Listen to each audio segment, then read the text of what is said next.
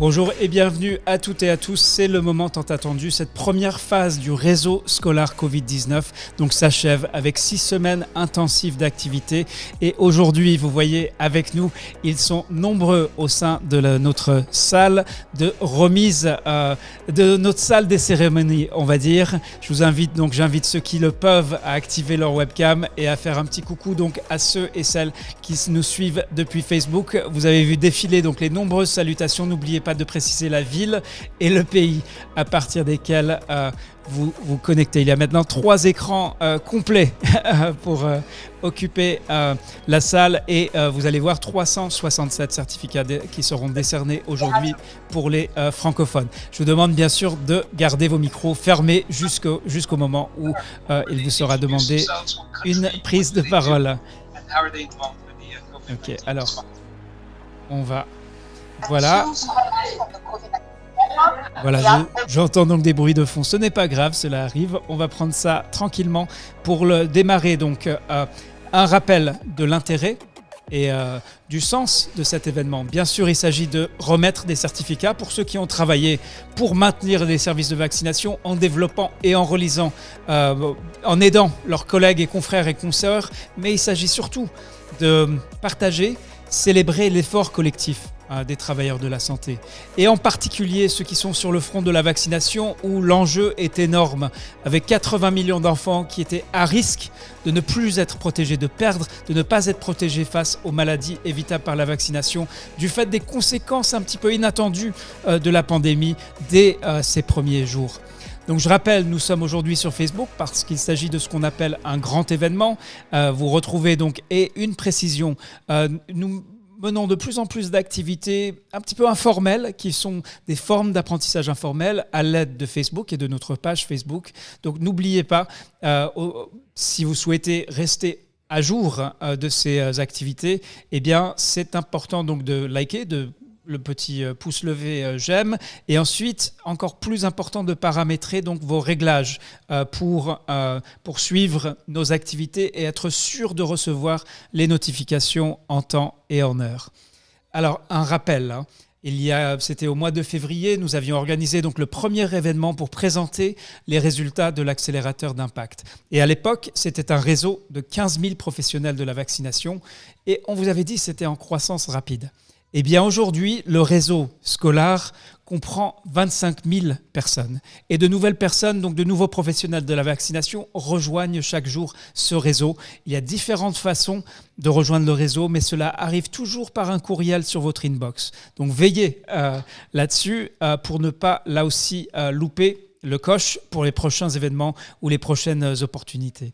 Je vais m'arrêter pour saluer quelques-unes des personnes sur Facebook. Donc il y a Serge Tankaono depuis Madagascar, François Wangroa depuis Farafangana, Dr Lumand Kassindi, fidèle depuis Kinshasa. Je ne vais pas pouvoir malheureusement saluer tout le monde, vous êtes tout simplement trop nombreux, mais c'est un voilà, c'est un bon problème à avoir. En tout cas, vous retrouverez tous vos messages directement sur notre page Facebook. Ce qui nous lie, ce qui fonde notre action, c'est quoi? Eh bien, c'est ce serment des Scolar pour l'impact. Voici, il s'agit non pas seulement d'apprendre, mais de prendre ce qu'on apprend et de faire quelque chose avec pour faire la différence pour la vaccination, pour les résultats de la vaccination de son pays, pour le programme élargi de vaccination de son pays. Voilà ce qui est donc au cœur de notre action. Je tiens à saluer donc les membres du Conseil consultatif international qui nous ont accompagnés, donc à l'origine rassemblés pour nous aider, nous conseiller avec l'initiative, le programme Teach to Reach. La Covid est arrivée, la pandémie est arrivée et ils ont rapidement su nous poursuivre, continuer à nous accompagner pour développer ce qui est aujourd'hui le réseau Covid-19. Donc voilà, voici donc l'activité du réseau résumée en 4 colonnes. Il y a une première phase, c'était le 27 juillet dernier, de recrutement. Donc des candidats, 4567 candidats de 96 pays, plus de la moitié travaillant au sein de leur ministère de la Santé. 3904 qui ont été acceptés. Vous voyez bien que tout le monde n'a pas été accepté. Et ensuite, 2977 qui ont rejoint le réseau pour commencer à travailler ensemble. Alors la deuxième phase, c'était de générer et partager des idées. Et là, 1224 idées en 2 semaines avec une phase pilote qui avait contribué à environ 300 idées sur 7 thématiques. Les thématiques que vous nous aviez dit étaient les plus importantes pour vous par rapport à cet enjeu de maintenir les services de vaccination. Troisième phase qui s'est terminée le 4 septembre, il s'agissait donc de passer à la phase concrète, mais de réfléchir aussi pour adapter et utiliser ces idées. Et 700 projets ont donc été développés et soumis à la revue par les pairs. Donc vous voyez, là, le chronogramme est extrêmement court. L'enjeu, c'était d'aller plus vite face à la pandémie pour faire mieux et de le faire ensemble, en se nourrissant, en s'épaulant des idées et en puisant dans les idées d'autres pays, d'autres niveaux du système de santé pour voir ce que ça allait donner.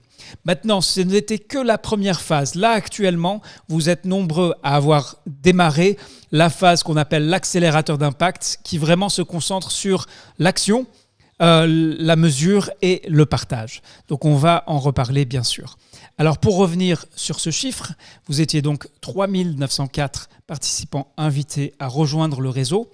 Et une première question, c'est là où je vais me tourner vers la salle pour qu'on puisse entendre les personnes qui sont réunies aujourd'hui dans notre salle de cérémonie. Vous voyez qu'ils sont nombreux et qu'ils attendent, puisque à la fin de cette cérémonie, on aura bien sûr un temps très formel de remise des certificats. Vous allez voir comment cela peut se faire dans un espace digital. Voilà, donc qui étaient les personnes qui ont rejoint le réseau le 27 juillet 2020 ? Eh bien, majoritairement, vous êtes du personnel du ministère de la Santé au niveau national et infranational. Il faut également reconnaître la participation forte des ONG, des étudiants, des consultants et d'autres catégories donc, qui ont participé à ce réseau. Également donc, un réseau transversal qui traverse tout le système avec, vous le voyez à droite, des personnes qui viennent issues donc, de tous les niveaux du système de santé. Je m'en excuse, c'est encore en anglais, mais j'espère que vous ne m'en tiendrez pas rigueur. Alors, ce que nous avions partagé, ce que nous vous avions demandé, c'était qu'est-ce qui décrit votre situation ? Et là, vous voyez que majoritairement, le tiers d'entre vous, personnel de vaccination, s'efforçant de maintenir les services de vaccination et de préparer la reprise de la vaccination. Donc ça, c'était au mois de juillet. Mais il y avait également des personnes impliquées dans la réponse au Covid-19 et ainsi de suite. Je vais demander donc de fermer votre micro pour Richard Tongo qui vient d'ouvrir le sien. Et encore plus intéressant, donc on a un réseau transversal qui traverse vraiment tous les pays et tous les niveaux du système. Et du coup, on vous a posé la question, quel est le défi le plus critique ? Et au mois de juillet, c'était les parents peuvent hésiter à se rendre dans les établissements de santé pour la vaccination par crainte d'une infection à la Covid-19. En ce qui concerne donc les pays francophones, alors il y avait quelques francophones qui peut-être étaient dans un autre pays où il y a eu peut-être quelques petites confusions, mais vous voyez ici la liste, donc 36 pays organisés par nombre de candidats. Je vais demander à Alain Blaise et Charlotte s'ils veulent bien désactiver. Je pense qu'ils sont déjà à l'œuvre pour désactiver les micros lorsque quelqu'un part malencontreusement active son micro. Donc voici la première série de questions et nous avons donc dans la salle, ils sont encore plus nombreux. Vous pouvez les voir pour la première fois. Donc on a changé, on a modifié, on a, j'espère, amélioré le système pour cette cérémonie. Vous voyez donc à l'écran, si vous êtes sur Facebook, vous pouvez voir les personnes qui ont affiché leur webcam. Tout le monde n'est pas en mesure de le faire, ainsi que les noms qui s'affichent également. Je vais voir si je peux faire rentrer les autres. Non, malheureusement. Ok, voilà. Donc maintenant, vous avez la première série de questions. C'est une chose que moi, je vous parle de ce réseau. C'est encore plus intéressant d'entendre parmi ceux qui ont travaillé cet exercice, ce premier exercice, qui ont été très actifs pendant cette première phase, qu'ils puissent vous en parler de vive voix. Donc je vais me tourner. Donc, je vois que Nshimba Ngoy Kayaya est le premier à lever la main pour répondre aux questions qui s'affichent sur votre écran. Nshimba, je vous demande donc d'activer votre micro et j'invite donc d'autres participants qui souhaiteraient répondre à ces questions pour expliquer finalement quel est l'intérêt de ce réseau pour vous. Vous avez 5 questions pour vous aiguiller. Nshimba, bonjour et bienvenue. Bonjour Reda, bonjour tout le monde. Vous m'entendez Reda? Oui, on vous reçoit 5 sur 5. Par rapport à la première question, puisque je travaille dans un hôpital baptiste privé à Douala, ça s'appelle Opi Baptist Hospital. Et la deuxième question, est-ce que l'arrivée de la pandémie a changé dans votre travail? Oui, l'arrivée de la distanciation, d'abord, c'est la première des choses parce qu'on était tout près de nos malades. Et la distance a fait que on ne pouvait pas avoir de bons contacts, même des yeux avec nos malades. Ça va changer même le comportement. On craint tout le monde qui tousse, on craint tout le monde qui a la température, on craint tout le monde qui a les rhumes. Alors tout ça, c'était les mesures de... Ça a changé un peu notre comportement aussi, ça a changé notre mental parce qu'il y a eu un traumatisme mental par rapport aux informations qu'on a eues par ici, par là. Quel est le défi le plus critique auquel vous êtes confrontés en raison de la pandémie de la Covid? Le défi critique par rapport aux données de vaccination. Parce que les parents étaient reluctants, ils ne venaient pas pour faire vacciner par crainte d'être infectés. Et les données ont diminué, a diminué. S'il vous plaît, je ne vois pas l'autre question, s'il vous plaît. Il semble qu'il y a eu une manipulation, je ne vois pas l'autre question, s'il vous plaît. Donc alors, Reda, vous m'écoutez? Oui, là en principe, donc la question suivante, quel est le défi le plus critique auquel vous êtes confronté en raison de la pandémie de la Covid? Je ne vous capte pas bien. Malheureusement, Nshimba a, je pense, un souci avec son micro. On va passer à Boulosé. Donc, Boulosé Munongue. Je vous demande donc d'activer votre micro, c'est votre tour. On ne pourra pas entendre le reste des réponses aux questions à Nshimba, mais c'est une constante. Il ne faut pas paniquer, c'est tout à fait normal et sain. Tout le monde n'aura pas la connexion à chaque fois. Boulonze Munangue, c'est à vous. Bonjour à tous. Vous me captez? Oui, 5 sur 5 avec la vidéo en prime. Allô? Bienvenue. Voilà. Je suis docteur Boulose Munongue Jules de la RDC à partir de la ville de Goma. Je suis aussi résident en médecine de famille et soins de santé primaire. Je veux répondre aux questions. Je suis à Île Africa. C'est un hôpital tertiaire de Goma. Avec un centre de santé communautaire à côté où s'exécutent les activités de soins de santé primaires. Quel est mon rôle? étant que médecin de famille, mon rôle, c'est d'intervenir au sein du centre de santé communautaire pour ce qui est des activités de soins de santé primaires, notamment la vaccination et les autres activités y relatives. Qu'est-ce que l'arrivée de la pandémie a changé dans le travail? La pandémie a changé beaucoup de choses. La première des choses que la pandémie a changé, la pandémie de COVID-19 a d'abord provoqué une panique de la région nord kivusienne de la RDC, mais aussi du monde entier en général. Ce qui a eu comme notre centre de santé ainsi que l'hôpital par le malade avec l'idée de la crainte d'attraper la maladie, la maladie à COVID-19. Deuxième chose, ce qui a changé, c'est les habitudes.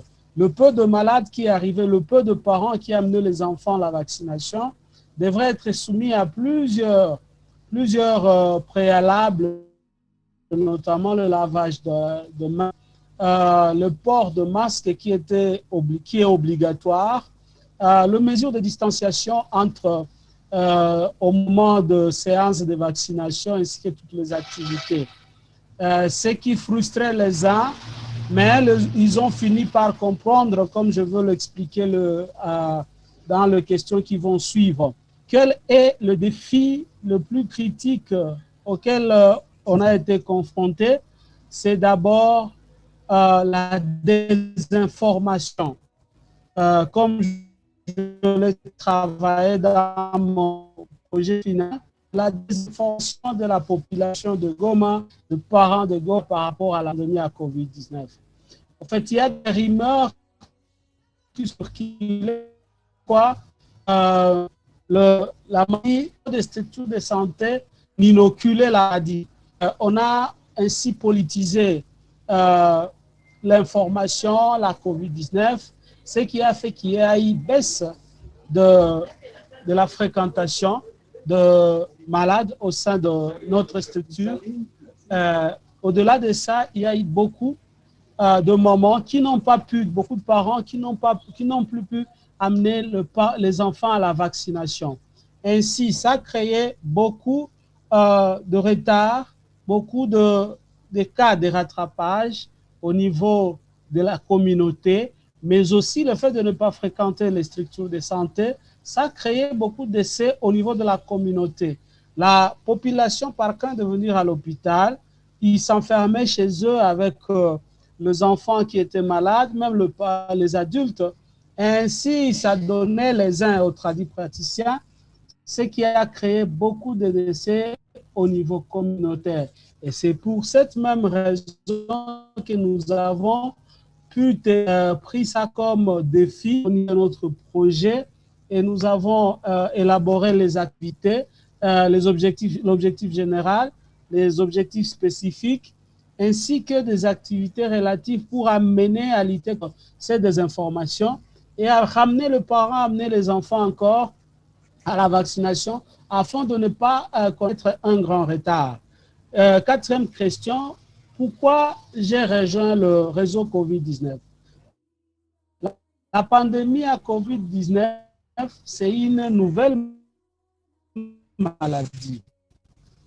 C'est une maladie dont personne ne peut se taper la poitrine. Il faut écouter les autres, les expériences. Comment le monde s'adapte face à cette pandémie? Comment les gens répondent par rapport à un même, contrairement à un autre? C'est ainsi que j'ai voulu, afin de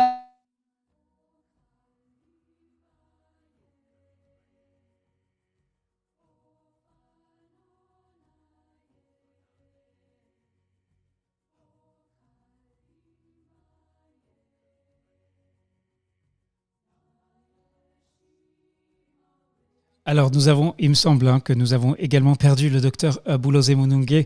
On est arrivé cette fois-ci jusqu'à la 4e question. Donc, je vous demande, c'est malheureux. Là, je vois que son image est gelée. Donc, on va poursuivre. Hein. C'est navrant, mais c'est aussi normal. Nous souffrons tous de ces difficultés de connexion. C'est aussi ça, la réalité dans laquelle le réseau a travaillé. Alors, j'aimerais maintenant me tourner vers mes fidèles. Alors, ici, voilà, vers Alain Blaise Tatsinkou et Charlotte Mbou. Shalini Carré donc travaille uniquement du côté des anglophones. Ce sont 2 scolaires eux-mêmes qui ont vraiment mené le premier exercice du réseau Covid-19. Donc, j'aimerais d'abord demander à Alain Blaise et ensuite à Charlotte donc de vous adresser leur message à l'occasion de cette remise des certificats pour le premier exercice du réseau Covid-19. Bonjour Reda, bon après-midi, bonjour à tout le monde. Donc aujourd'hui, c'est vraiment un jour de festivité. Aujourd'hui, je suis content, déjà très honoré d'être là aujourd'hui, de partager cette joie. Je sais que chacun parmi nous aujourd'hui a un sentiment d'avoir accompli quelque chose. Et on est ici aujourd'hui pour se réjouir, on est ici aujourd'hui pour reconnaître les efforts qu'on a fait. C'est vrai, de façon individuelle, on a élaboré des projets, mais je sais qu'on est beaucoup plus content parce qu'on a découvert une communauté, on a découvert une autre façon, malgré cette pandémie, on va dire difficile, on a découvert quand même qu'il y avait une autre façon de faire, une façon innovante. Et si on est aujourd'hui, c'est un peu pour reconnaître tout cela. Et un jour de fête, ce sera juste des félicitations. Félicitations à ceux-là qui ont fait l'effort de plus, malgré la pandémie, qui ont compris qu'ils pouvaient de façon individuelle contribuer à quelque chose. Et ils ont aussi compris que seul, on peut avancer, mais ensemble, on fait un impact beaucoup plus grand et beaucoup plus vite. Donc, c'est un sentiment de satisfaction, de félicitations, et je suis tout ému parce que ça fait toujours plaisir de partager la joie de quelqu'un qui a accompli quelque chose, un professionnel de la vaccination. Les défis ne sont pas terminés, c'est le début, mais on est content d'avoir appris à réfléchir différemment, de façon innovante, avec l'appui du moteur AID. Voilà un peu, Reda, ce que je peux dire. C'est vraiment félicitations et bravo à tout le monde. C'était pas facile, vous l'avez fait, vous pouvez faire même plus. Merci, Reda. Merci beaucoup, Alain Blaise. Et maintenant, Charlotte Mbou. Merci Reda, et je vais joindre ma voix à celle de Alain Blaise pour féliciter tous ces scolaires qui ont parcouru l'exercice 1 du réseau scolaire COVID-19. Ils ont beaucoup travaillé, ils étaient là tout le temps pour faire accomplir leurs tâches et les exercices qui lui ont été donnés, et c'est un sentiment de joie. Ce matin, je disais à Alain Blaise, c'était comme si je devais recevoir encore un autre certificat scolaire aujourd'hui, et donc je me réjouis pour tout le monde, pour tous ceux qui vont en bénéficier. Et comme Alain Blaise l'a dit, c'est juste seulement le début. Il y a encore beaucoup à faire jusqu'à ce que tous les enfants qui ont droit au vaccin reçoivent ces vaccins malgré la COVID-19. Nous n'allons pas nous lâcher, et nous espérons qu'avec ces diplômes à main, ça va les galvaniser davantage à continuer à travailler plus fort. Merci, et une fois de plus, félicitations à toutes et à tous. Merci, Reda. Merci beaucoup à Charlotte et Alain. Vous les connaissez bien sûr si vous avez travaillé au sein du réseau. Je tiens à vraiment reconnaître et dire toute l'estime que nous avons pour notre petite équipe et le travail qu'elle tente de faire aussi bien que possible pour vous accompagner dans ce type d'exercice. Je rappelle aussi donc qu'il n'y a pas actuellement de vaccin reconnu comme étant efficace et sécurisé face ou contre le coronavirus, mais le jour où il y en aura un, eh bien, tous les acteurs de la vaccination seront aux avant-postes. En attendant, cette histoire de pandémie a eu des conséquences dramatiques pour les services de vaccination, et vous savez, puisque vous êtes au cœur du sujet, pour ceux qui nous suivent, on va justement avoir l'occasion d'en parler. Simplement, pour récapituler, à quoi a consisté le travail au sein du réseau sur les 6 premières semaines. Donc, il y a eu une première phase qui a démarré le 27 juillet, où il s'agissait d'alimenter, de nourrir le moteur d'idées, donc de partager des idées et des pratiques.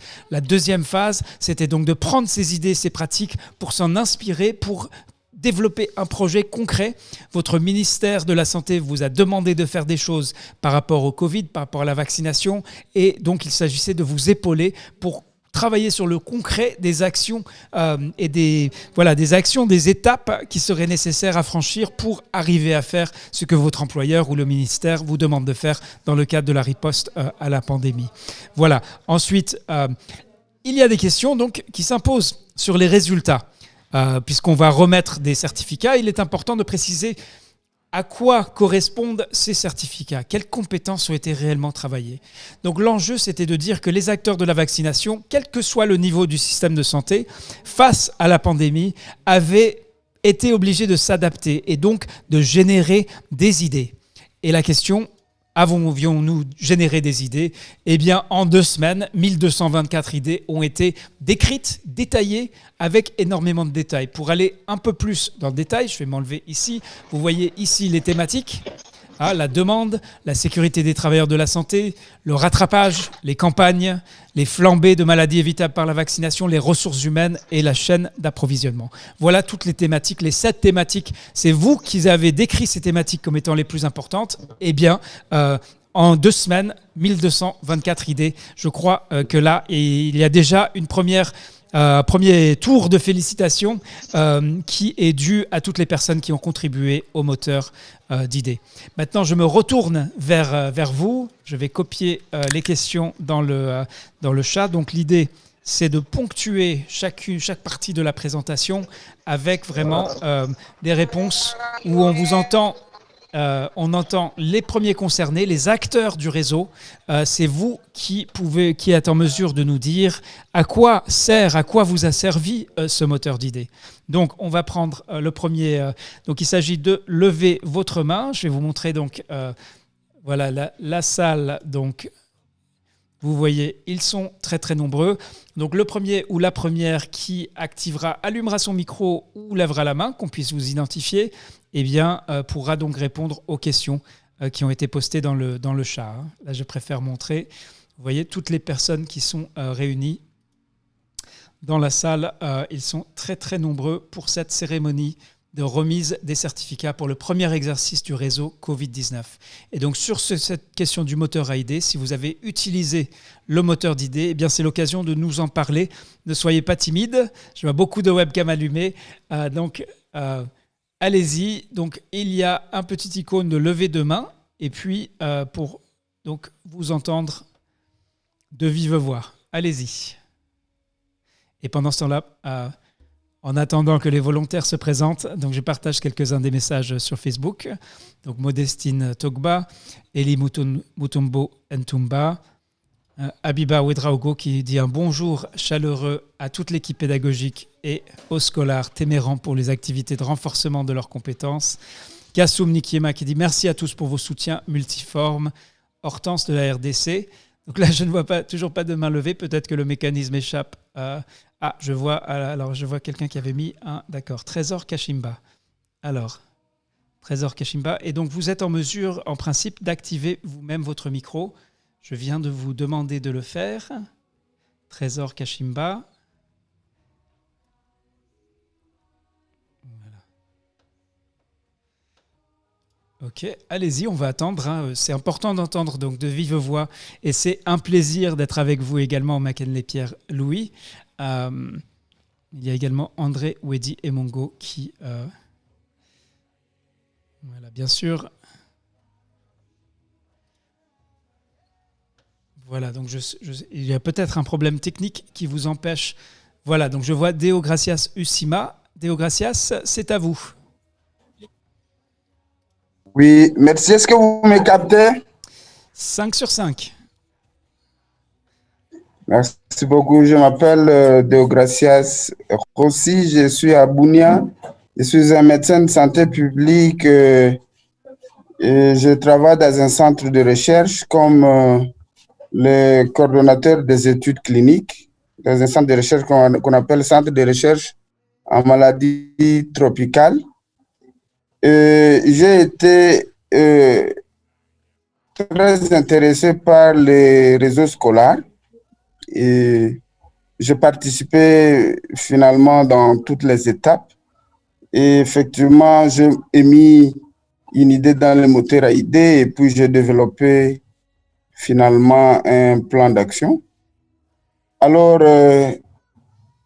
au sujet des questions, je résume l'idée de ce que je fais. Ça veut dire que je parlais un peu sur l'intégration des leaders communautaires, qu'ils soient leaders politico-administratifs, leaders religieux ou leaders traditionnels, dans le monitorage et l'évaluation des activités de vaccination dans la plus petite communauté, là où les leaders habitent. Parce que le problème, c'est quoi? C'est qu'on a compris que les activités se passent et les jours de l'évaluation, ce sont les récos, c'est l'été et quelques franges de gens qui sont pour voir réellement ce qu'on a planifié et ce qu'on a fait. Alors, la question, donner un exemple d'une idée ou pratique qui vous a été utile. Effectivement, comme je disais, j'ai parlé sur l'intégration des leaders dans le monitorage et l'évaluation des activités de la vaccination dans la communauté. Parce qu'on a compris que le problème avec l'arrivée de COVID-19, c'est qu'il y a eu beaucoup de rumeurs, comme mon collègue l'a dit, celui de Goma, il y a eu beaucoup de rumeurs, de sorte que les gens ne voulaient vraiment pas venir utiliser les services de vaccination. Il y a eu beaucoup de perdus de vue et par conséquent, la couverture vaccinale a baissé. Et ça, je parle effectivement du cas de la ville de Bunia où j'habite. Donc, les gens avaient peur du fait qu'il y avait de vaccins en essai qui circulaient, surtout en Afrique. Et le but, selon la rumeur, c'est que les gens sont en train de vouloir contaminer un grand nombre de Covid. On ne sait pas d'où est venue effectivement la rumeur. Ça fait que les gens ne sont pas venus utiliser les services de vaccination. Et il fallait que ces rumeurs-là soient attaquées par les leaders communautaires, les leaders religieux comme les chefs de quartier, les chefs d'avenue. Et c'était ça, l'idée que j'ai pu développer en fait. La suite de la question, je ne vois pas. Alors, voilà. Quel est l'intérêt du moteur d'idées pour les praticiens? Vous avez été utile. Oui, en fait, quand j'ai développé ça, j'ai vu que, vous savez, les services de vaccination,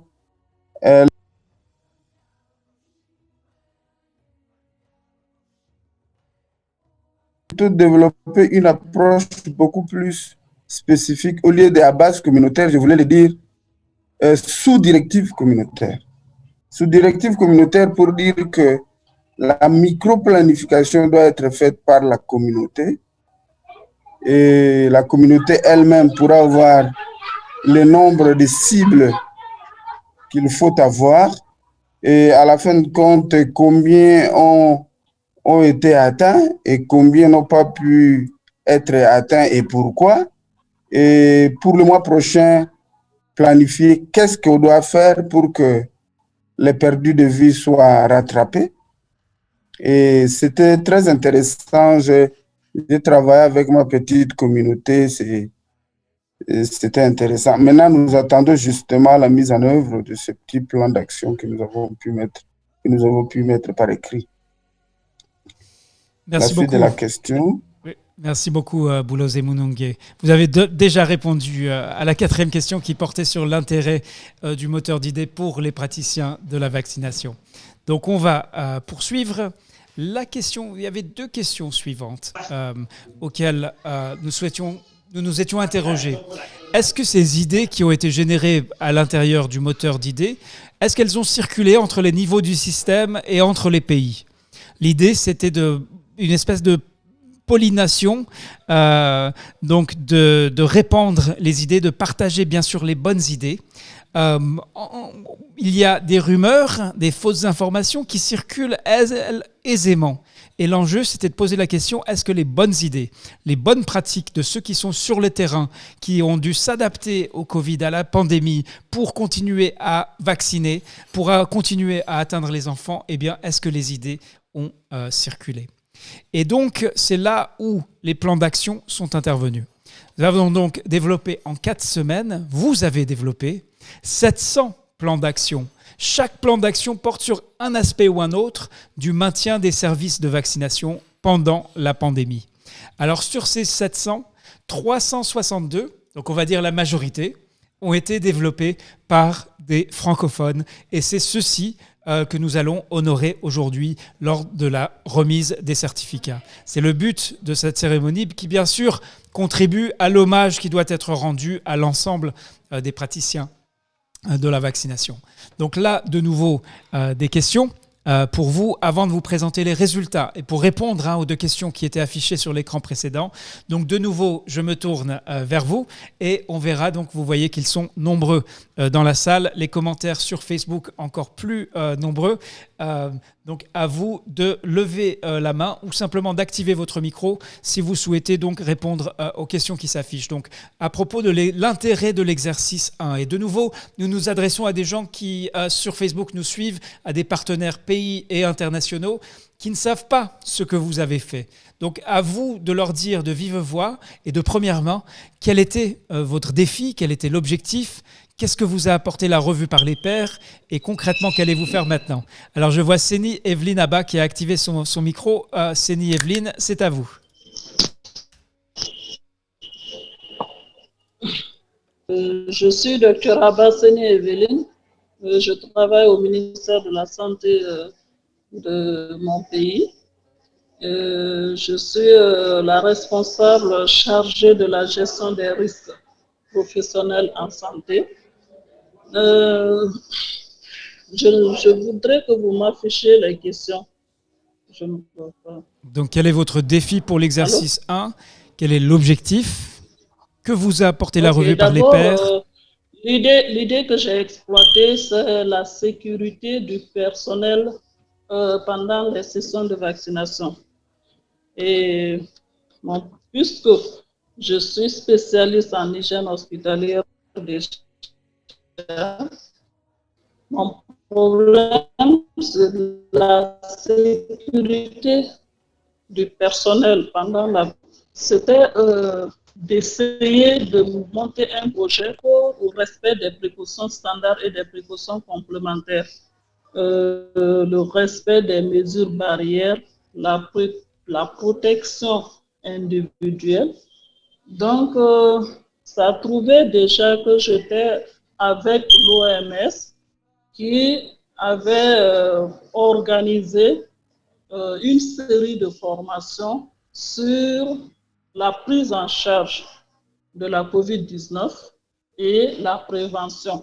Donc, j'ai profité de l'occasion pour élaborer mon plan d'action opérationnel sur la formation du personnel de vaccination par rapport à la prévention, c'est-à-dire la formation en PCI. Il s'agissait de former le personnel de vaccination en prévention et contrôle des infections pour que lors des prestations de vaccination, ils puissent mieux se protéger contre la COVID-19. Voilà le défi que j'avais écrit dans mon projet. Et pas plus longtemps que la semaine passée, j'étais avec l'OMS encore pour former le personnel de la capitale. Nous étions partis à l'intérieur du pays. Nous avons formé le personnel de l'intérieur du pays, à savoir particulièrement les agents des centres de traitement des maladies à potentiel épidémique. Donc, nous allons sélectionner ces personnels et sans oublier que ces personnels sont fortement impliqués dans la vaccination. C'est-à-dire quand on fait la vaccination à l'intérieur du pays, Séni Evelyne Abba, je vais me permettre de vous interrompre. Sont impliqués. Je me permets de vous interrompre parce qu'il y a un message très intéressant. Je vais l'afficher ici. Donc, de Tabitha Charismata Kinda Neomanjare, j'espère que j'ai bien prononcé votre nom, qui nous dit merci Dr Boulosé Munongo. D'accord, elle s'adressait au précédent intervenant. Désolé, depuis Bunia RDC, pour votre idée sur l'importance de faire intervenir les leaders dans la vaccination.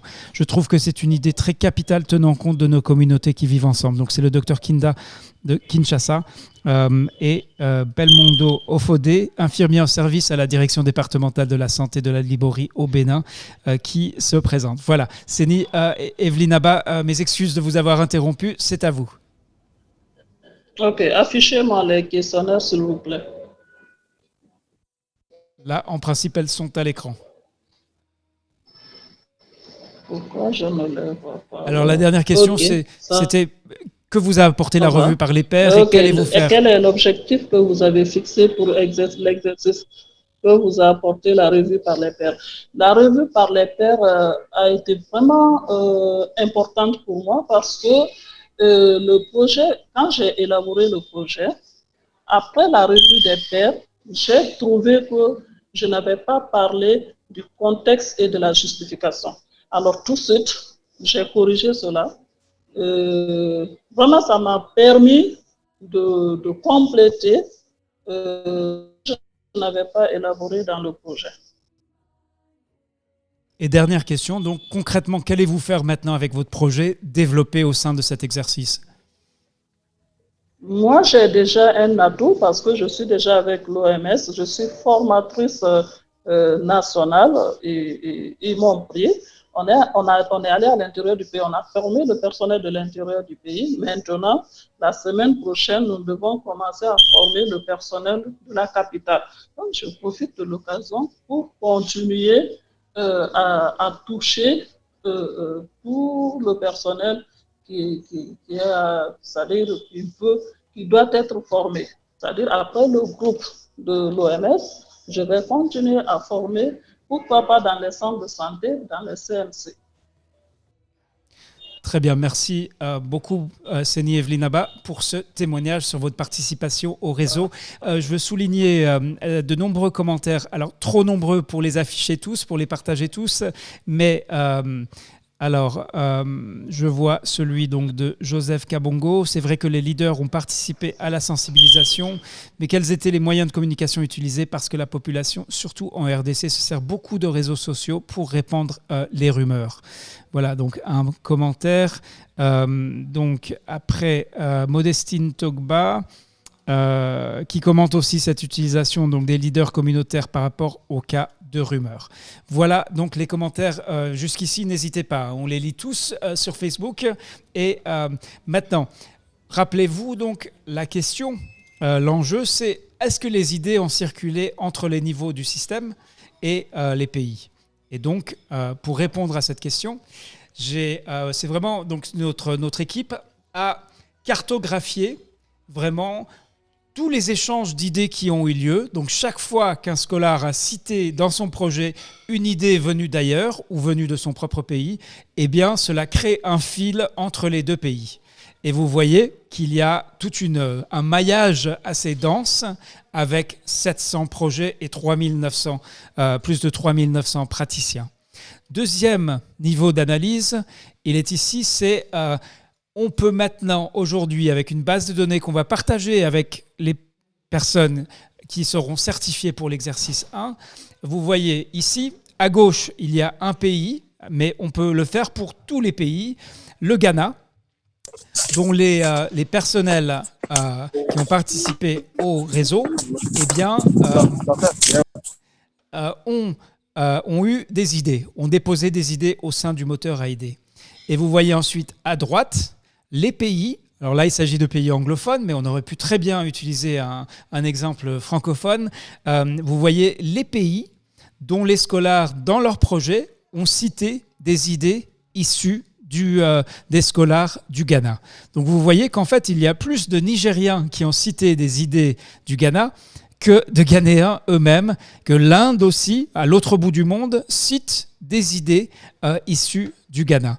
Donc il y a clairement eu un échange efficace assez remarquable. On a du mal à imaginer comment ce type d'échange pourrait exister, pourrait avoir lieu, pourrait se dérouler en l'absence d'un réseau comme celui-ci. Donc ça, c'est le premier niveau d'échange. Et on croit à cette fertilisation d'idées comme étant porteuse de performance, de résultats à terme, si on est bien aiguillé. Et c'était le but du réseau. Deuxièmement, alors il manque deux graphes que je vais essayer d'aller repêcher rapidement ici pour vous les montrer. Alors, voilà. Et donc, les graphes manquants, si vous me laissez, c'est quand même suffisamment intéressant pour faire une petite halte, on va dire presque. Voilà, c'est ici. Donc, ici, vous avez les projets, cette fois-ci par rôle dans le système de santé. Donc, à gauche, vous voyez par exemple les personnes qui ont développé des projets au sein du réseau, qui sont donc du niveau central. Vous voyez, ils vont puiser des idées dans tous les autres niveaux du système. C'est vrai que majoritairement, ils utilisent les idées d'autres personnes du niveau central, mais vous voyez qu'ils utilisent même les idées des centres de santé, des districts, pour nourrir leurs réflexions et leurs actions. Autre dimension transversale, c'est justement par niveau du système de santé. Donc là, on avait vu par rôle, donc les consultants, le personnel infranational et ainsi de suite. Et là, on voit vraiment par niveau de la pyramide de santé. Et vous voyez que les personnes qui ont développé des projets du district, pour leur district, sont allées chercher des idées chez les autres districts, donc de leur pays, mais aussi des autres pays, et sont également allés chercher des idées des niveaux infranationaux au-dessus du district, mais aussi des centres de santé. Donc vous voyez, il y a une fertilisation, une transversalité comme ça, qui est inédite et qui est, selon les témoignages que nous avons reçus de votre part, quelque chose avec un très grand potentiel pour mieux comprendre, sortir un petit peu de son cloisonnement, de ses collègues immédiats, des instructions transmises de manière verticale et puiser de manière transversale dans un réseau comme celui-ci. Donc voilà des preuves tangibles que les idées ont été partagées, ont été mises à profit pour les projets que vous avez développés. Et nous avons aujourd'hui donc une base de données dont l'accès sera réservé aux membres du réseau qui ont terminé l'exercice 1 et à nos partenaires pays et internationaux, qui condense toutes les idées.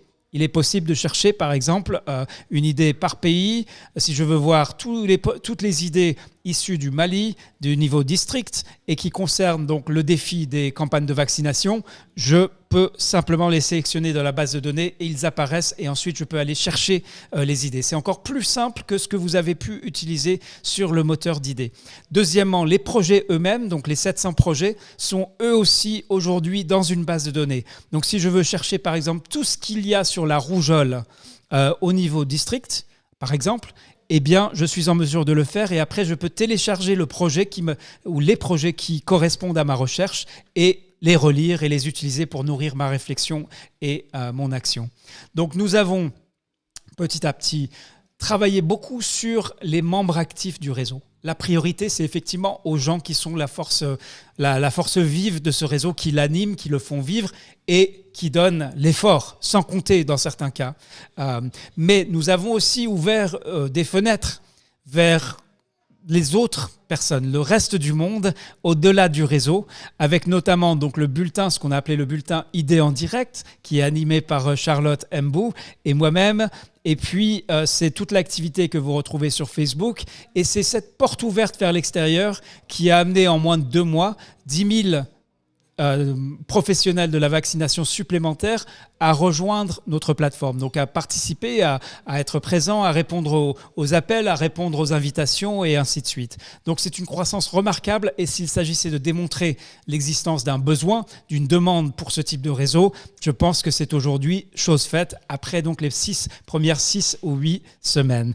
Alors je vois de nombreux messages également, donc Serge Tonkaono qui dit « Les idées du moteur a permis à de nombreux scolaires d'améliorer leurs projets et de se perfectionner dans le domaine de la vaccination. Valérie Mouzimba, je salue vivement les efforts fournis par nos encadreurs, en l'occurrence Alain Blaise, Charlotte Mbou, François Gass et tous les scolaires du réseau Covid-19 depuis Lubumbashi en RDC.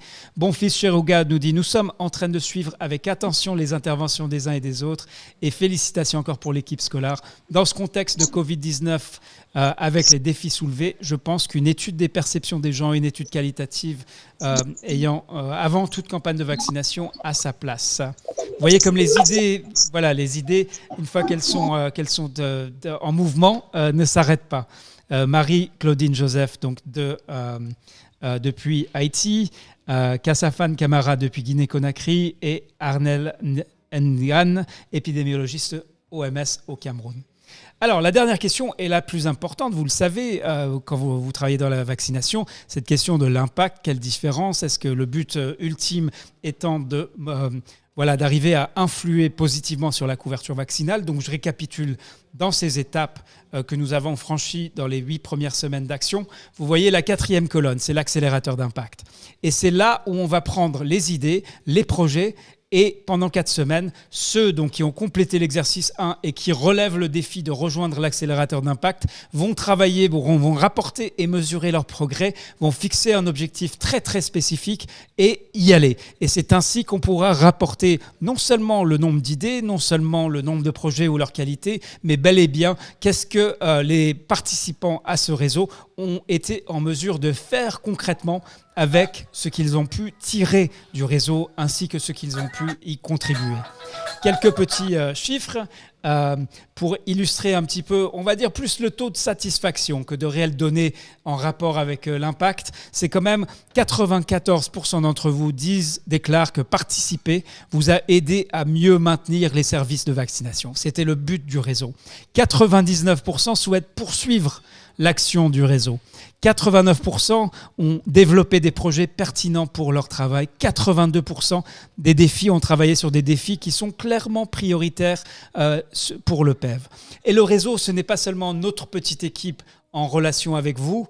80% parmi vous ont un contact régulier avec d'autres membres du réseau, majoritairement pour résoudre un problème. C'était là aussi le but avoué de la création du réseau, c'est renforcer, augmenter pour chaque praticien, augmenter sa capacité à résoudre les problèmes auxquels il ou elle peut être confronté. Et du coup, c'est ma dernière séquence. Après, on va enfin arriver à la remise des certificats. C'est une dernière question que j'ai pour vous. S'il n'y avait pas eu ce réseau Covid-19, qu'est-ce qui aurait été différent pour vous? Qu'est-ce qui aurait été moins bien dans votre travail? Qu'est-ce qui aurait été plus difficile ou plus compliqué? Qu'est-ce qui vous aurait échappé s'il n'y avait pas eu ce réseau Covid-19? Donc je vois Lansana Bangoura qui se fait entendre de manière très... Voilà, il a décroché. Donc vous voyez, c'est ma dernière question pour vous. S'il n'y avait pas eu de réseau, qu'est-ce qui aurait changé pour vous? Alors allez-y, main levée. Voilà, d'accord, je vois Sekouba, c'est à vous. Oui, bonjour Reda, bonjour tout le monde. Alors, je suis Sekouba, je suis thésard au département santé publique de la faculté de médecine et d'odontostomatologie de Bamako. Je suis bénévole au centre de santé communautaire de Abaladougou-Kenyeba, qui est une commune rurale du district sanitaire de Kangaba. Alors, en absence de réseau, ce qui n'aurait pas bien marché pour moi, c'est l'esprit du travail en équipe, parce que personne n'est sans savoir que l'arrivée du Covid-19 a créé une panique au sein même du monde de professionnels de la santé, mais en plus aussi dans la société avec qui nous travaillons. Donc, avec le réseau, j'ai développé un certain nombre de techniques de travail, notamment le réseautage et puis la cohésion, sinon la collaboration avec le monde communautaire. Si je n'avais pas participé au réseau scolaire, peut-être je n'aurais pas la chance quand même de travailler aussi facilement avec la communauté, parce que j'ai puisé des idées dans le moteur à idées qui m'ont permis d'élaborer des techniques de communication et de collaboration avec la communauté. Donc, en absence de réseau scolaire. Mon travail allait tellement être difficile parce que l'arrivée de Covid-19 a créé pas mal de rumeurs et le monde de la vaccination a été durement touché. On a été taxé par des distributeurs de Covid au sein de la population, sinon par des gens qui inoculent des vaccins candidats à la lutte contre la Covid-19. Donc, ma participation au sein du réseau m'a permis quand même d'avoir des idées comment contourner ces réticences, comment faire pour avoir des idées, pour convaincre la population à continuer à utiliser les services de vaccination. Donc, si je n'étais pas dans le réseau, peut-être qu'actuellement, c'est que je suis en train de faire parce que j'ai créé un propre réseau dans le centre où je travaille, où la jeunesse du village a quand même sa place dans l'élaboration des techniques de communication, où la mairie est impliquée dans la gestion sanitaire, où aussi les organes de communication, notamment la radio locale, qui aujourd'hui quand même nous sert des moyens de communication pour mener des sensibilisations. Donc, si je n'étais pas dans le réseau, peut-être que je n'aurais pas ces idées qui aujourd'hui ne demandent pas de financement, mais juste un engagement communautaire quand même qui nous aide franchement à aller de l'avant, à travailler, à continuer les services de vaccination, à lutter contre la COVID-19. Donc, ma participation au sein du réseau m'a permis quand même d'avoir une certaine facilité dans mes pratiques quotidiennes. Donc, mon absence dans le réseau ne m'aurait pas quand même permis d'avoir ces facilités. Je vous remercie. Merci beaucoup, Sekouba. C'est très clair. Donc, il s'agissait de répondre à la question en l'absence du réseau Covid-19. Qu'est-ce qui aurait changé pour vous par rapport à cet enjeu de maintenir les services de vaccination? Vous êtes nombreux à avoir répondu également sur Facebook. Donc, il y a Hortense Mac qui nous dit « S'il n'y avait pas eu ce réseau, je devrais rester avec les idées des réseaux sociaux et je n'allais pas avoir certaines pistes de solutions avec les idées des uns et des autres. » Rafioja qui nous dit « Ce réseau nous a soutenus dans la gestion de la vaccination à travers le moteur d'idées. » Lucien Nzouzi nous dit facilite de trouver les solutions de manière collégiale contre cette pandémie qui exige les mesures barrières. Issa Gando donc, qui nous dit que c'est sa première fois de participer. Donc, on vous accueille très, très chaleureusement depuis votre district sanitaire de Kalabankoro. Et nous sommes également, donc, qui est, selon vous, très touché, vous expliquez, très touché par la Covid. Léandre Clark, j'ai tout le regret de n'avoir pas pu participer à cette séance. Et Pauline Hortense Ngoyogo qui dit avoir des contacts avec des frères d'ailleurs. Je souhaiterais même qu'on puisse organiser des voyages avec le temps pour faire des échanges interprofessionnels. Eh bien, voici quelques-unes donc des réactions jusqu'ici pour expliquer quelle a été la particularité, la force, la valeur de ce réseau, puisque vous êtes si nombreux à y avoir participé. Et vous voyez aujourd'hui si nombreux dans la salle, c'est vraiment avec grand plaisir donc, que je partage donc, ces écrans qui affichent les participants. Alors vous voyez qu'il y a plusieurs écrans. Et il y a sur le tout premier écran donc, les chanceux ou les fortunés qui ont leur webcam activée. C'est un grand plaisir de voir des visages et de partager ce moment ensemble. Alors, on y est presque. Je rappelle donc au départ donc 3904 praticiens qui ont rejoint le réseau, majoritairement des personnels du PEV, des ministères de la Santé. Et donc, voici le résultat au départ. Ici, c'est la grille de départ. Vous voyez, il y a 35 pays. Vous les voyez classés par ordre alphabétique avec le nombre de personnes qui étaient sur la ligne de départ. Et voici donc le premier résultat qu'on va partager avec vous. C'est sur ce nombre impressionnant. Il y a un nombre impressionnant de personnes, donc de 19 pays et non plus 36, qui ont été certifiés, qui vont recevoir aujourd'hui leur certificat. Donc je vous laisse bien sûr vérifier où se situe votre propre pays et vérifier le nombre de certificats. Vous voyez vous pourrez examiner donc les diapositives à votre loisir pour calculer par vous-même la différence entre le point de départ et la ligne d'arrivée du premier exercice. Je rappelle bien qu'il s'agit de la première phase. Nous entrons maintenant dans la phase de l'accélérateur d'impact et Je remercie donc tous ceux et celles qui continuent à faire parvenir leurs commentaires. Donc, avant de passer à la remise des certificats, je rappelle donc sur notre page Facebook Digital Scholar, vous retrouvez donc un bulletin qui finalement, on le fait 3 fois par semaine. C'est Charlotte Mbou qui pilote ses idées en direct où on vous invite pour présenter le projet que vous avez développé et pour nous faire un point de situation sur l'évolution de votre action, comment vous vous adaptez face à la pandémie. Deuxièmement, donc vous le savez, depuis lundi, ils sont donc les 700 finalistes de l'exercice 1 ont été invités donc à rejoindre l'accélérateur d'impact et vont travailler sur la mise en œuvre concrète de leur projet. Troisièmement, vous savez que donc au départ, il y avait le programme Teach to Reach qui vise à améliorer la formation dans le domaine de la vaccination.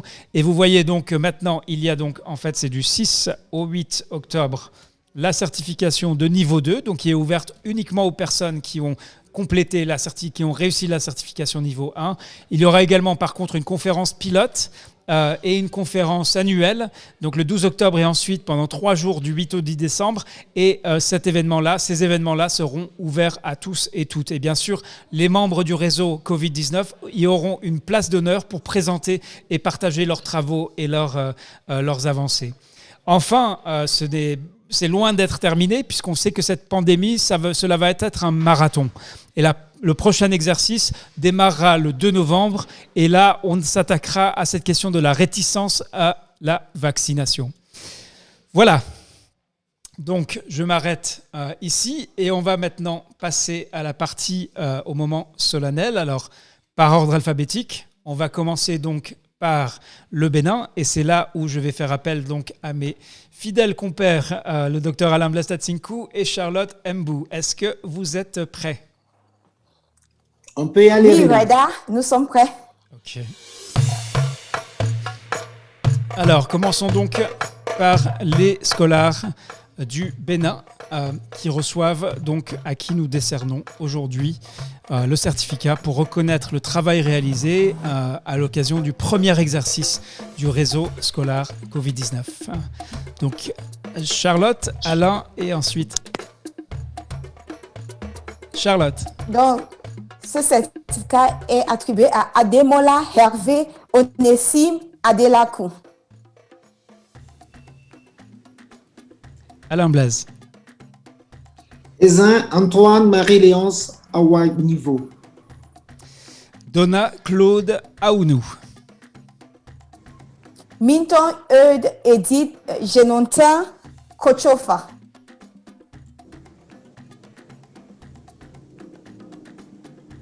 Alain. Zulkareni Alassane. Franck Hilaire Bété. Jean-Claude Lojo. Ndei Marie Adama Bassabi. Gadou Yarou Ngobi. Et voilà, donc on applaudit les certifiés du Bénin.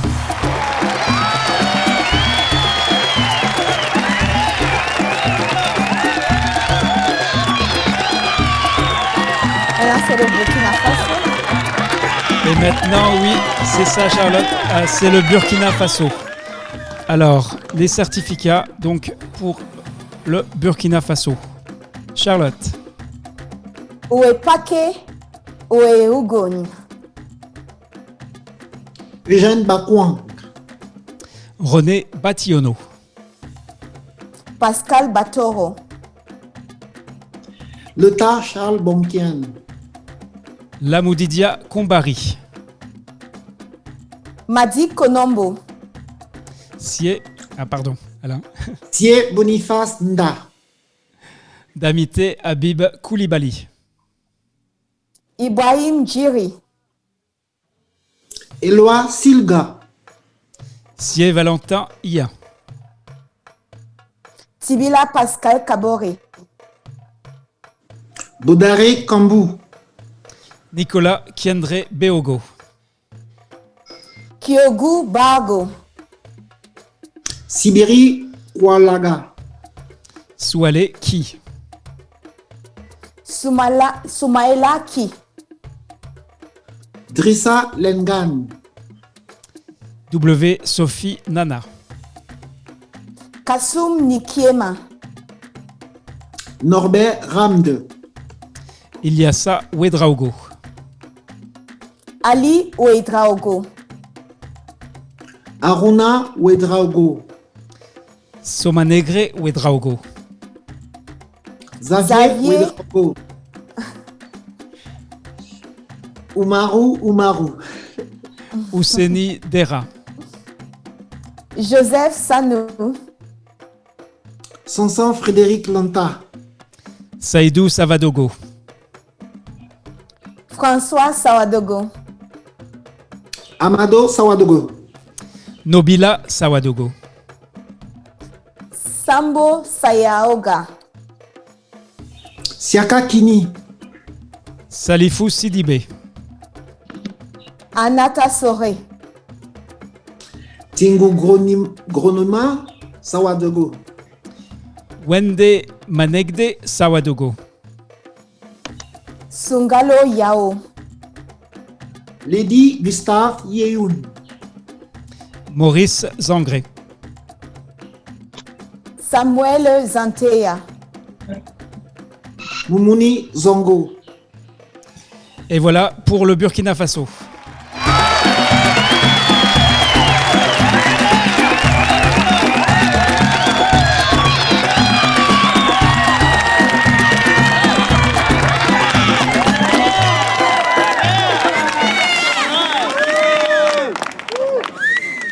Et maintenant, le Burundi est à l'honneur avec donc les personnes qui reçoivent aujourd'hui le certificat pour la complétion du premier exercice donc du réseau scolaire Covid-19. Charlotte, Cléophile Akin Davi.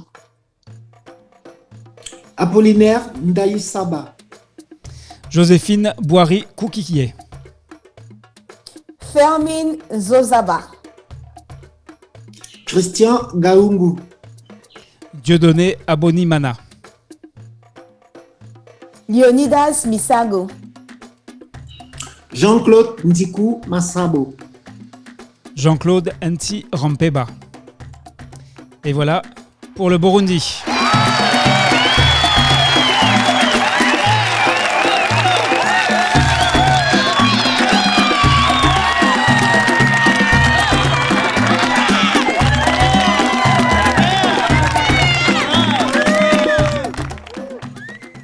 Et maintenant, le Cameroun est à l'honneur avec les personnes qui reçoivent aujourd'hui donc leur certificat pour avoir terminé, réussi l'exercice premier donc du réseau scolaire Covid-19. Charlotte, Abdul Nasser. Élisée Boat Abiala, Ahmad Sandier, Albert Bernard Chapi Djega.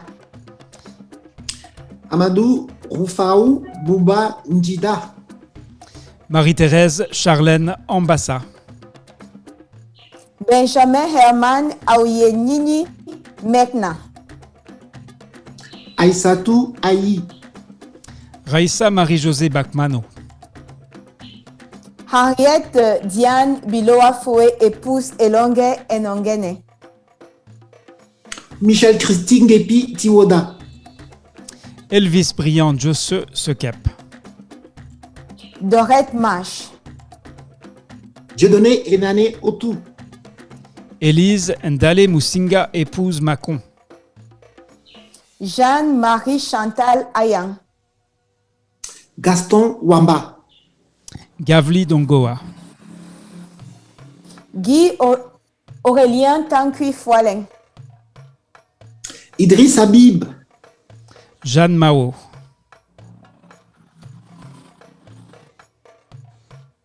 Jules Boma. Arlette Manfo Shekem, Marlise Mafopa Fomo, Caroline Flore Masso Fofo. Paul Urbain Mawong, Mathurin Florentin Mbang Soko, Rachidou Fongam Ngoa. Nadège Paul Nilla Lom, Moussa Sadjo,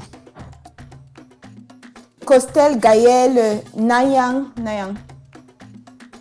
Inoussa Nchar Nsangou, Valérie Ngaluna. Christian Peggy Gobilong. Nshimba Ngoy Kayaya Juiskalida. Joël Pélagie Nwanko Tabou. Gilles Simeni Chouassi. Emmanuel Taillé. Robert Tebaya. Victoire Sonita Zokmor. Aladji Adam Yaya. Yaya Lender Gidju Tejuka. Edith Georgette Chouessi Lako. Et voilà pour le Cameroun.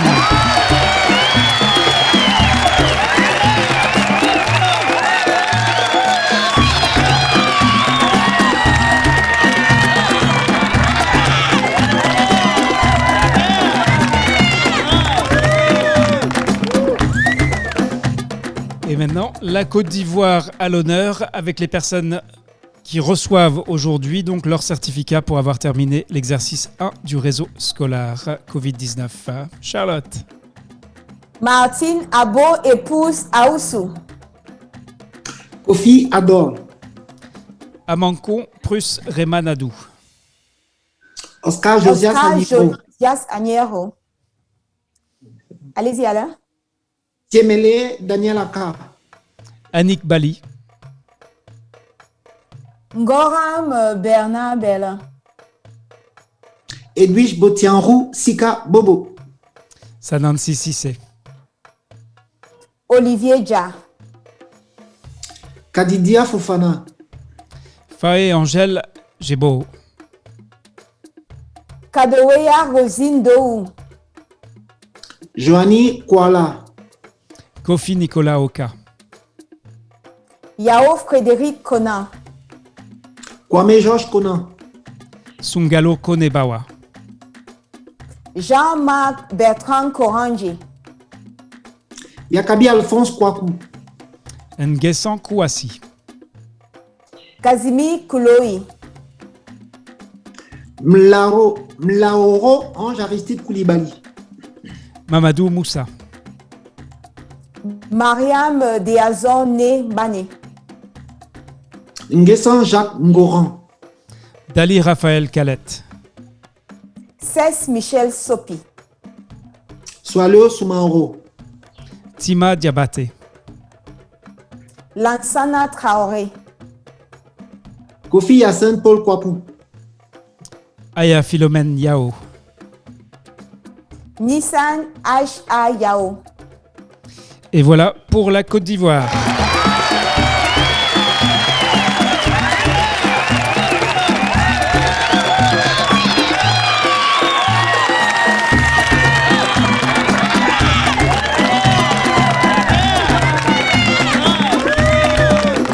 Et maintenant, c'est le Gabon qui est à l'honneur. Alors, Charlotte. Fortune Barondi Diambou. Romial B. Mba. Fernand Diaba Mouissi. Marie-Laure Eden. Georgelin Ngema Ando. Mustapha Nzamba Maloum. Sam Oneila Oye Mbingono. Rodrigue Meyi Bouyangang. Sakma Kaboré.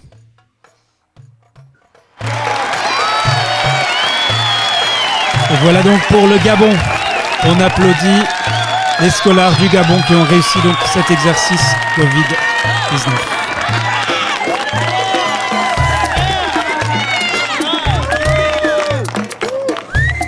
Et maintenant, c'est la Guinée qui est à l'honneur. Al-Hafiz Amat Lamandine. Amadou Teli Amadou Diallo. Teli Diallo. Pardon Alain, oui. Lansana Bangoura. Fatoumata Diallo. Kassafan Kamara. Koyoro Seni Charlotte Abba. Koamoudou Berete. Lamine Keita. Louis Curtis. Mahawa Berete. Nomo Alphonse Pobomou. Ismaël Yelami Ousmane Moumouni. Rose Elisa Collier. Seni Evlinaba. Sekou Amadou Sangaré. Ouma Traoré. Voilà, on applaudit les scolaires de la Guinée.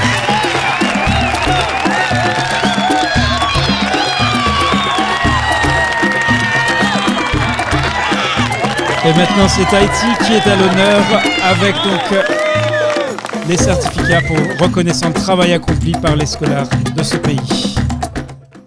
Daphné Michel. Jeanne-Lucie Sincère. Joël Floré Makam Koué épouse Manding. Loretta Corneille. Marie-Claudine Joseph Bernard. Sandy Bazélé. Yves-Rose Timogène. Et on applaudit donc les Haïtiens qui ont participé au premier exercice donc Covid-19 du réseau scolaire pour maintenir les services de vaccination pendant la pandémie. C'est maintenant le Madagascar qui est à l'honneur. Charlotte. Bruisa Andriamino. Anjarasoa Manirifara Romuald. Christiane Bodoanta Ramamon Gisoa. Fanja Navalo Nirina Razafindrando Tetsa Ne Razo Loaminana. François Wangroa. Anitra Raonta Risoa. Hans Cacharel Barens Panna. Arisoa Engo Radrana Toandro. Jaurès Churchill Rabat Manantena. Fousseni Kone. Nadia Marie-Pierrette Mami Tahina. Moumouni Nikiema. Heri Nirina Rabena Drasana. Soa Nambinina. Oh, pardon. Swanambi Nina Raha Jama Nana. Eri Andria Mampiadana Ralaï Zanaka.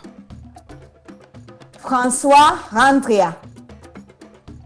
Moussa Sanou. Suleiman Kagam Bega. Kafindo Thierry Serge Tankwano. Honoraire. Oui. Honoraire Tifo Nala Yima Rini Soa. Et on applaudit le Madagascar.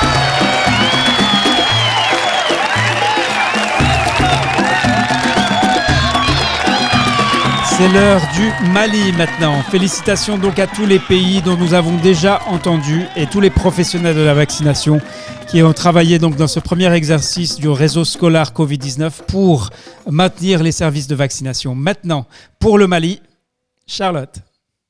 Diakaria Maïga. Dieudonné Loufoua Maya. Docteur Seydou Amadou Traoré. Fousseni Dembele. Makan Kouma. Fanja Ni Rina Nancia Gabriel Ravo Lolo Mia Rimanana. Seydou Goïta. Sidiki Amadou Guindo. Sekouba. Sekou Touré. Et on applaudit le Mali.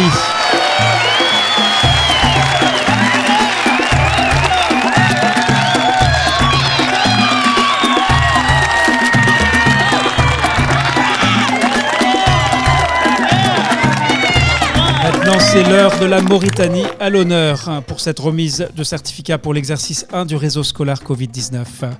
Prête, Charlotte? C'est parti. Ahmed Tidjane Anne. Et on applaudit la Mauritanie. Et on applaudit Ahmed Tidjane Anne.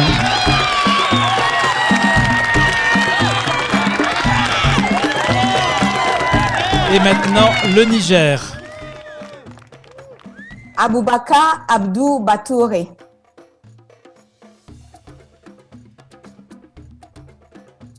Abdou Ngouda. Yahaya Ali Ousmane. Amadou Idrissa Boukari Sidibé. Issa Salissou. Maman Wajé Anas. Zebo Benjamin Dibi. Patrick Ilunga Ndala. Salamatou Agali Younfa. Sita Munkaila. Suleiman Abdul Kadri Nourou. Charles Keamou Théa. Yaou Ladou. Et le Niger, donc on applaudit les scolaires du Niger.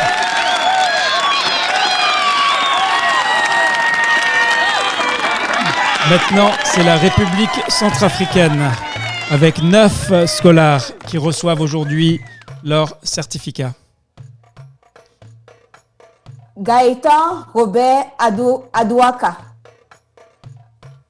Hubert Bouaka. Ablassé Albert Ilboudo. Guy Laman. Abraham Paré. Morissette Hortense de Ballet.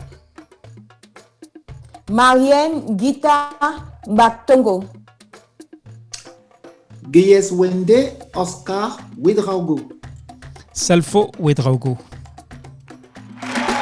Et on applaudit la République centrafricaine avec 9 scolaires qui reçoivent aujourd'hui donc leur certification pour l'exercice 1 du réseau scolaire Covid-19.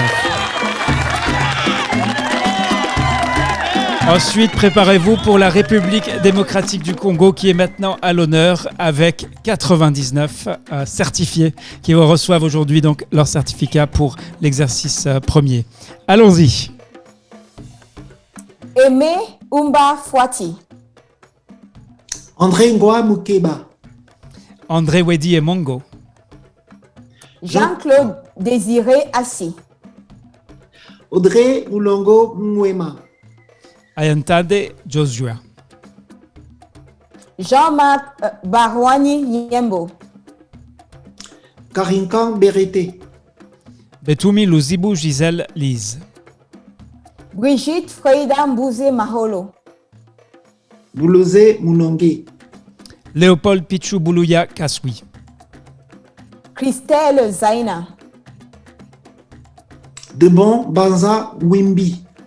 Deogracias Oussima Wunia Rossi. Derrick Balongo Bofeko. Didier Nombo Mutamba. Divine Diloubenzi.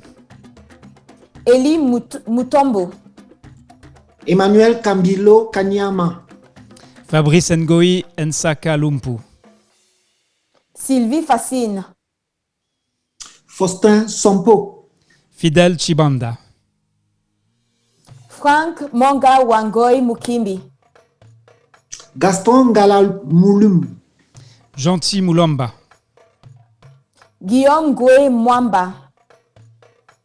Guy César Ndiba. Hortense Makonga Nongo Fatouma. Ignace Mwanza Kachama. Jacqueline Kakubu Achidalou. Jacques Likele.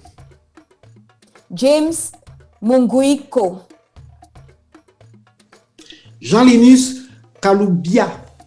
Jean-Patrice Ilunga Lumumbula. Jean-Pierre Okanjo Okito Loma. Joël Ilela Ngoy. Jules Lofondo Kasongo. Hugues Kabisa. Martin Kabulo Mwema. Jean-Paul Kanda Ndi Boualonji. Pardon. Joseph Kasongo Wa Kasongo. Emmanuel Kibambe. Karine Kikoy. Dieudonné Kichinja Amisi. Hilary Kwadio. Laurent Mawiya Nkashama. Linda Matadi. Didier Adjakane Lolobi. Luc Kabunda. Charlotte. J'ai sauté le Lucie pas. Mwepu Mwamba. Samuel Lokumbo Salazaku. Manu Manyonga Sulu. Marcelin Makaya. Noé Masanka Mubenga. Junior Mbale Kilumba. Georges Menda Mukendi. Michel Tepa, Isabelle Mika Matondo. Mike Dibanta. Mireille Mutual Siaba Nkima, Machiavel Moza. Lydia Mwadi Bukasa. Jean Bosco Moulamba Galula, pardon. Hervé Mutoto Pindu. Didier Muzengo Zenga. Nadine Goya Kayembe, Delors Njibou Mitanta. Lucien Dougi Mabiala. Nénette Elikou, Karine Kalangwa. Francis Zumbu. Njo Nzengu, Jonathan Enzo Baka. Patrick Ilunga. Patrick Ilunga Kum Wimba, Paul Muchapa. Pierre Sibangu. Pierre Rubengoy Kamona, Pichu Lukisa. Rachel Mouchia. Léa Jeannette Raa Rima Lala Tiana, Raoul Mpoyi Ngwamba. Richard Tongo Banda. Richard Titeya, Roger Komelo. Valérie Sangwa Muzimba. Théophile Kakoma Mbouyi, Tivan Mande Kipubila. Suleiman Traoré. Trésor Kashimba, Trésor Djibikilai Chalusa. Doris Chikuta Mushikimo. Papi Chimanga, Julien Tuba. Luc Tuya. Wolf Kapitani Mbweki. Yannick Mouamba. Et on applaudit la République démocratique du Congo.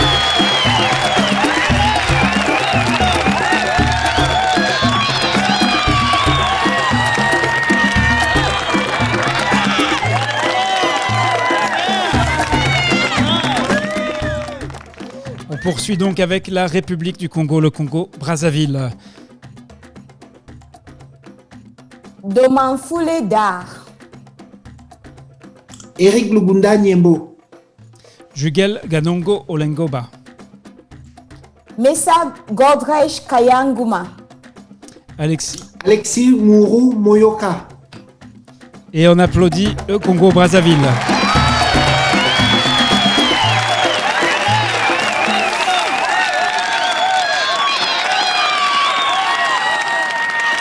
Maintenant, c'est le Sénégal qui est à l'honneur.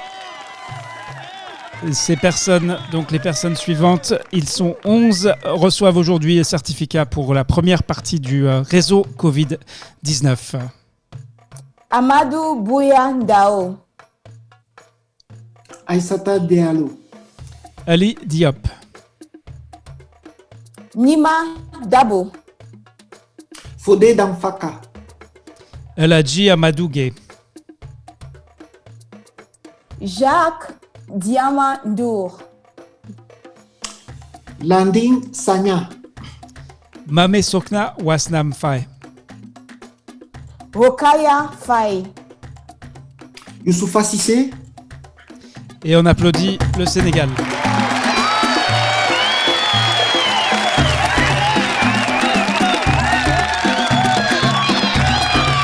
Maintenant, c'est le Tchad qui est maintenant à l'honneur avec 7 personnes qui reçoivent aujourd'hui donc leur certificat pour avoir complété le premier exercice du réseau scolaire Covid-19. Guara Oualche. Guinambeye Langarsou, Irdam Inikissia, Joël Hulbert. Lazare Komandargal, Naïbe Kopelda, Vaizi Tao. On félicite les scolaires du Tchad qui reçoivent aujourd'hui leur certificat pour le premier exercice du réseau scolaire Covid-19. Nous passons maintenant donc en ordre alphabétique pour les pays. Le pays suivant donc qui a au moins un lauréat et qui en fait est donc le Togo avec 12 personnes qui ont obtenu la certification pour ce premier exercice du réseau scolaire Covid-19. Komlan Anato. Edzo Amegbo Amela. Yamdi Kanou. Emda Kazim. Inusa Kwetinga. Manzama et Sokola. Winiga Loktabe Kudema. Toyi Nyurelen Mangasim. Tarkpesi Kosi. Nagwebene Chinge. Nyedi Tulasi. Wangpa Uyare Gmak Kuba. Et on applaudit les Togolais.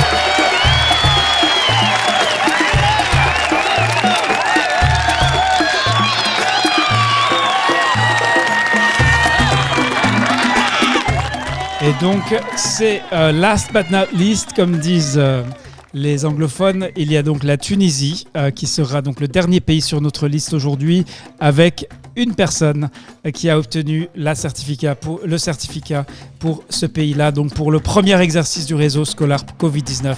Donc on applaudit Fethi Letayev.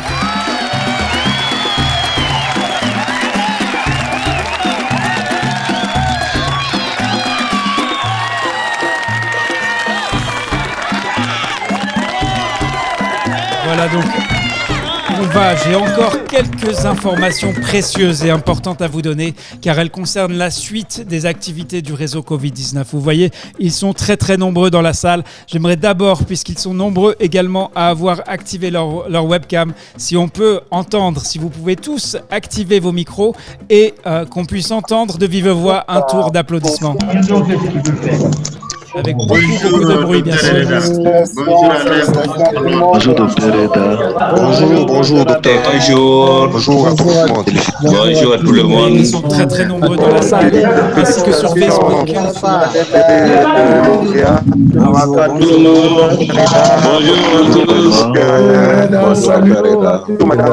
Même pendant une pandémie, il peut y avoir de la joie, et c'est ce que nous démontrons aujourd'hui.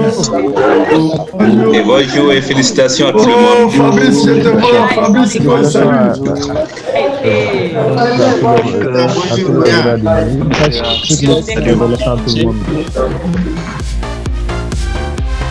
Voilà, alors que va-t-il se passer maintenant? Vous avez réussi cette première étape du réseau Covid-19.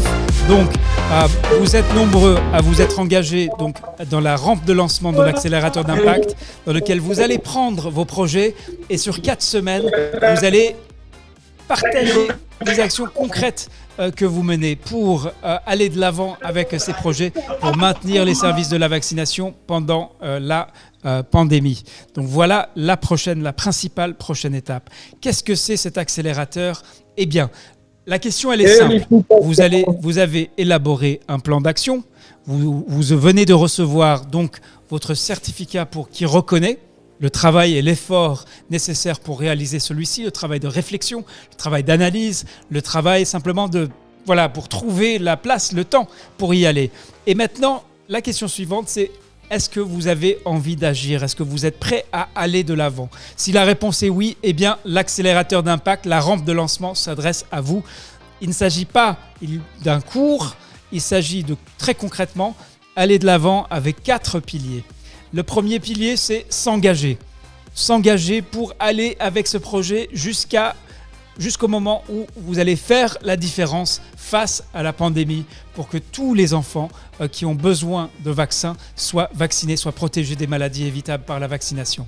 Deuxième pilier de l'accélérateur d'impact, c'est mesurer. Donc, vous allez rapporter chaque semaine, vous avez un objectif très précis sur 4 semaines. Donc, c'est court, c'est modeste, mais c'est concret. Et chaque semaine, on va vous poser la question, comment ça va? Réussite, progrès, échec, blocage, qu'est-ce qui se passe? Et on va partager tout ça au sein du réseau. Et le partage, c'est le troisième pilier. Tout ça pour aboutir à la mobilisation. Donc voilà un petit peu en quoi consiste cet accélérateur d'impact. Ce qui avait été rapporté en juillet 2019, la première fois que nous avons mené cette expérience, c'était du mouvement. Cela a permis d'aller de l'avant, l'élan et l'enthousiasme. Aussi une concurrence puisqu'on rapporte quelle est la performance de chaque pays, hein. Donc vous pouvez comparer comment ça se passe. Aussi la collaboration, la mise en réseau pour aider à surmonter les difficultés inévitables, et aussi une personne qui dit « Je ne savais pas comment je pourrais financer ce projet ». L'accélérateur a permis aux scolaires de mon pays de trouver des solutions. À quoi cela a-t-il ressemblé? Donc, je termine avec ces magnifiques photos qui nous ont été envoyées l'année dernière, en juillet 2019. C'était bien sûr avant les mesures barrières, avant l'arrivée de la pandémie. Mais vous voyez à travers, et je vous mets au défi de reconnaître les pays et les individus qui figurent dans ces photos. Donc, pour passer de la connaissance à l'action, voilà ce dont il s'agit. Vous reconnaissez là les quatre piliers de l'accélérateur. Vous voyez donc des personnes, peut-être vous allez vous reconnaître. Et tout ça sous l'égide d'une idée simple. Nous sommes ensemble acteurs de la vaccination, et d'autant plus face à cette pandémie. Plus que jamais, le besoin de collaboration, de travail en commun, de mutualisation des idées, de partage de pratiques sont pertinentes. Et vous voyez, on est bien dans un espace, dans un schéma, dans un système digital. Nous travaillons à distance. Je n'ai jamais eu le plaisir de vous rencontrer physiquement, mais j'ai le sentiment que nous nous connaissons, que nous avons tissé des liens de confiance, d'amitié et surtout de collaboration pour aller de l'avant. Donc voici quelques-unes des photos de juillet 2019. L'année dernière, quand on a demandé donc aux 644 participants, 99% recommandaient la participation à l'accélérateur d'impact. Donc vous pouvez bien sûr choisir si vous voulez y aller ou pas. Peut-être vous êtes content d'avoir déjà un certificat et vous vous dites que mais si vous avez en vous quelque chose, cette envie de voir les résultats de la vaccination, la performance de votre pays s'accroître pour atteindre ces enfants qui n'ont pas encore leur vaccin ou qui sont en retard maintenant à cause du Covid, c'est à vous de jouer maintenant. Une preuve concrète, lorsqu'on a comparé si la participation à l'accélérateur d'impact en juillet 2019 avait fait une différence, vous voyez la barre rouge à droite, 44% des personnes donc, qui n'avaient pas participé à l'accélérateur d'impact n'avaient fait aucun progrès dans la mise en œuvre de leur projet. À l'opposé, les barres vertes, vous voyez les personnes qui avaient participé à la plateforme de lancement, donc à l'accélérateur d'impact. Le tiers avait mené leur projet individuel, avait progressé. 1 sur 8 s'était engagé dans un projet collectif et la moitié travaillait sur un projet pour leur pays. Donc voici comment nous souhaitions terminer cette cérémonie. D'ores et déjà, donc, félicitations. On va refaire bien sûr un tour d'applaudissements pour féliciter donc l'ensemble des lauréats qui sont dans la salle.